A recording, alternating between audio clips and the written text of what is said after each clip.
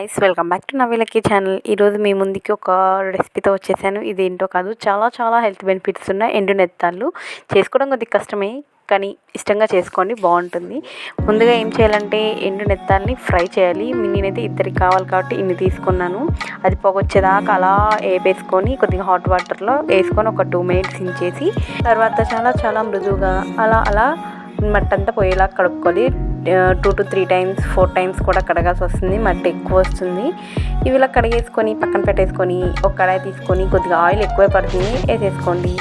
అలా వేసుకున్న తర్వాత తాలింపు గింజలు, పచ్చిమిర్చి, ఆనియన్స్ యాజ్ యూజువల్ ఫ్రైకి ఎలా చేస్తామో అలానే చేసుకోవాలి. బాగా రోస్ట్ చేయండి. మీ దగ్గర ఫ్రెష్గా దంచుకున్న అల్లం వెల్లుల్లి పేస్ట్ ఉంటే వేయండి.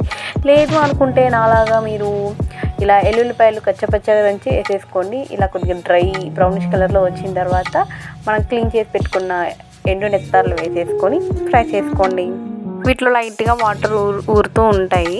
ఒకవేళ ఊరలేదు అంటే ఒక 1/2 teacup వాటర్ వేసేసుకున్న తర్వాత అటు ఇటు డ్రై రోస్ట్ చేసుకోండి. తర్వాత కొద్దిగా ఉప్పు, పసుపు, కారం అలా వేసేసి తిప్పేసుకోవాలి. అప్పుడప్పుడు మూత పెడుతూ తీసుకోవాలి, లేకపోతే అడుగంటుతూ ఉంటాయి ఈ చేపలు.